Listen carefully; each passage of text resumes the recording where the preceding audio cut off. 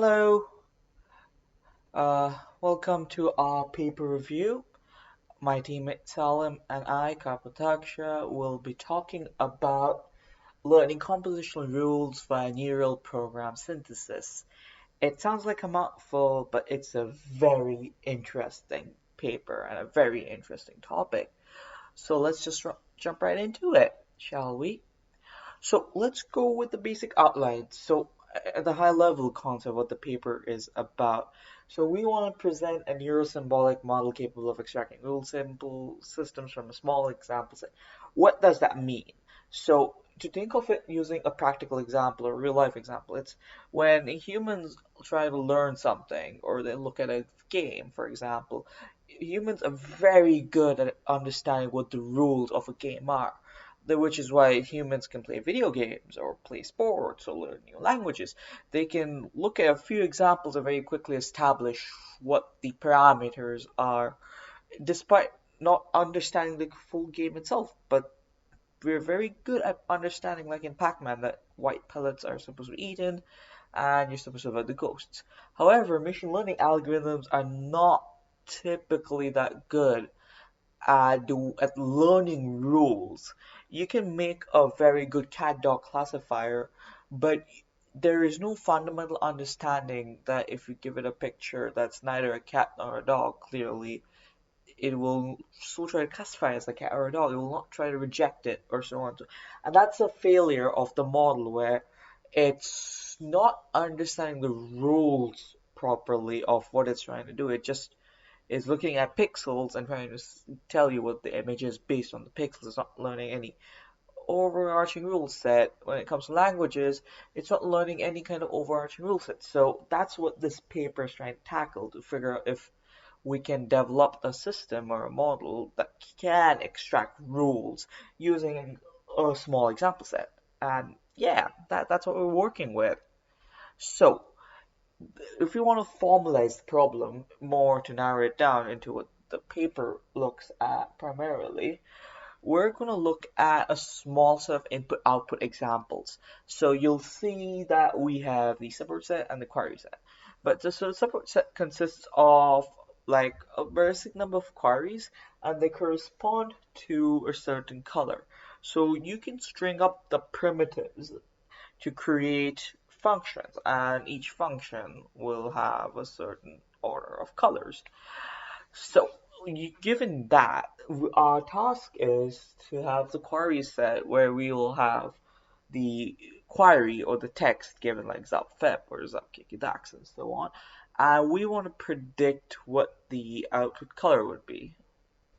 And that can only be done here if we learn the rules that were being determined when we were given the functions and the support set. Well, there are other approaches, obviously, but in the paper, we're trying to see if we can find the rules and then use those rules. So that's where the approach comes in, where we're trying to build a model that accepts some examples and creates a rule set or symbolic program, G, which will come again later quite shortly. We can execute query inputs and we can use that rule set G to predict and get outputs based on a query set, and we evaluate. So the model overview. So what's happening in the core here is we have for a support set for an input and an output, we're going to be applying what is described to be a bi-LSTM network, where LSTM stands for long short-term memory. Why use long short-term memories? Because long short-term memory has been shown and has been used a lot when it comes to dealing with language models, when it comes with video models, when it comes with a lot of sequential models where having information about the past helps. LSTM networks, because of this property where it can sort of model sequences, it can model very complex sequences as well. And hence, you can have very complex chains or input sequences.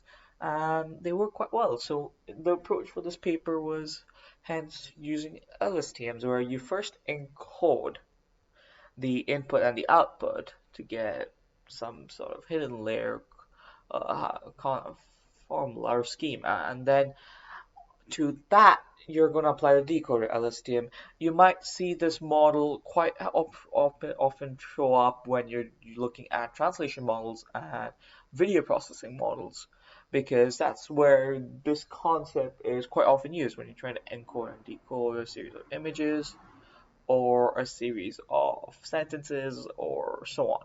So once you do the encode and decode, the goal of the decoder and the encoder decoder model is to produce a rule set where it is going to try and output a grammar set G that like supports the or that fulfills the conditions for the input and output. And by what that means is what will happen is the rule set G is going to release a set of rules that it thinks is applicable, and it will apply it to the input set or the queries, and it'll be applying it to a validation set as well for or holdout set for validation, but it'll be applying it to the input set and see how closely it matches.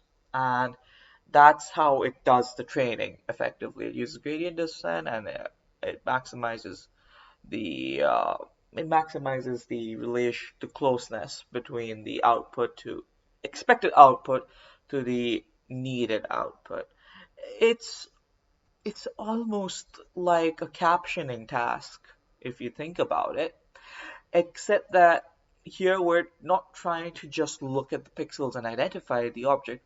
We're also trying to identify some other underlying properties or the rules that connect all of the inputs that we have, because all of the inputs that we have do, hypothetically speaking, have a consistent rule set that we're trying to understand or extract, which is the goal here. And so we're using LSTM networks, we're using supervised learning, and it's a pretty standard train first test cycle where we try to estimate if we can get a symbolic grammar set to use. So that brings us to the previous approach and the paper's approach, and why would you even go about doing this? So if you look at previous work, which is actually not that old, it was the references are as recent as 2019, where they would try to use neural memory embeddings.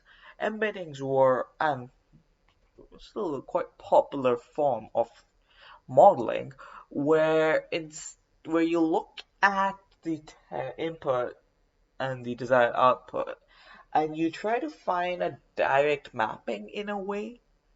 It's the examples that we've been touching upon so far, where we're very good at identifying what is a cat and what is a dog. Might have an embedding for it, but we might not be very good at when something new pops up or when it's a very complicated image. Or in the case here, like if the text is small, like around twice or thrice, it's very easy to extract maybe that, okay, thrice probably means 3 times if I see it enough times in my training set, and I can use look.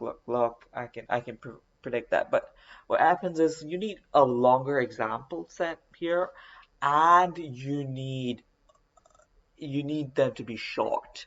If they're longer, if the input query is long, it's not going to work that well. It will lose track. It won't remember what's going on. It like the beginning of the query and the ending of the query might seem disjoint. So lots of issues pop up. And also, it'll take a long time to train because you just need more information. But with the paper, it can use the model and select the best grammar set by going through a bunch, training itself, and it'll choose the one that it thinks it supports all.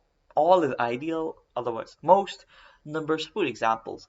And the beauty of this is since it's trying to extract a rule set, it doesn't matter how complicated your query is, because as long as the query that comes in is following the rules, which we're assuming that it is, that is the whole point of this experiment, we will always be able to solve it correctly. And that's one of the key things about the paper.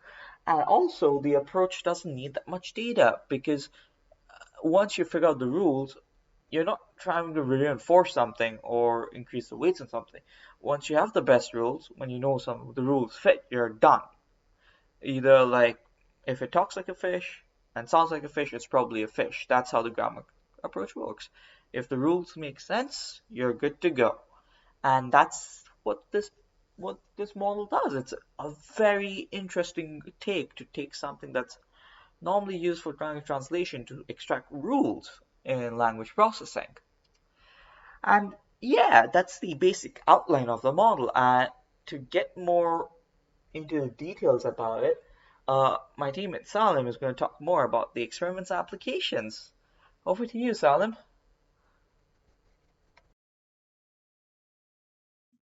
Thanks, Kapotaksha. So the authors of this paper conducted experiments in three domains: the scan challenge, mini-scan, and number words. The goal of the scan challenge is to test the compositional abilities of neural networks when test data varies systematically from training data, with about 21,000 command-to-action examples using several test-train splits.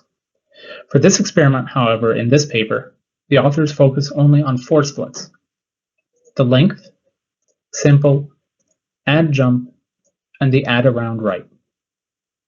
The authors test their model with two approaches. In the first, the model performs as intended, searching through the synthesis model for a solution that satisfies the largest amount of support sets. The second, dubbed the no-search method, greedily returns only the best solution for each step in isolation. In testing the model, one advantage of the author's approach is that they don't need to retrain the model for each split. Once meta training has occurred, the model can be tested on each of the splits and is able to induce a satisfying grammar for all four splits. Previous approaches must use the entire scan training set, whereas the presented model in this paper requires less than 2% of the training data to solve scan. Another experiment attempted is what the authors dubbed mini-scan. So this is basically an experiment that's very similar to scan, but instead has a cut-down set of examples. In the reported experiments, the metagrammar randomly sampled grammars with 3 to 4 primitive rules and 2 to 4 higher order rules. And this, of course, tested against both meta, sequence to sequence, and the aforementioned greedy no-search method. For this paper, when they say primitive rules, what they mean is mapping a word to a color, as presented earlier. And higher order rules encode variable transformations given by a word. As for the results, only the search-based synthesis model maintains high performance as the number of higher order rules increases beyond the training distribution. This indicating that the ability to search for a consistent program plays a large role in out-of-sample generalization, especially when the training sample is small. For the final experiment, the goal is to determine whether the model can learn the systematic rules governing number words. So in this domain, each grammar G is an ordered list of rules which defines a transformation from strings to integers. For example, here we have the words 4,500, and they're interpreted as the integer 4,500. In the top right corner, you can see an example of the induced grammar for Japanese numbers. And finally, in the bottom table, it shows the results of the model on 9 languages, 3 seen and 6 unseen, with excellent results across the board. As mentioned by my colleague Kapotaksha, the model we presented today is a neurosymbolic synthesis model, which can learn rule-based systems, and can do so especially well from a small set of diverse examples. These systems can be language-based or number word interpretation. In looking at future applications of the model, the authors believe that because the system has both enhanced interpretability due to its symbolic nature, as well as enhanced robustness due to the built-in checker, it can therefore be implemented in either industrial or consumer settings with great success. Thank you for listening. Thank you for listening. As Salim mentioned, I hope you found this interesting. It's a very interesting topic, and yeah, I hope you enjoyed. Again, thank you.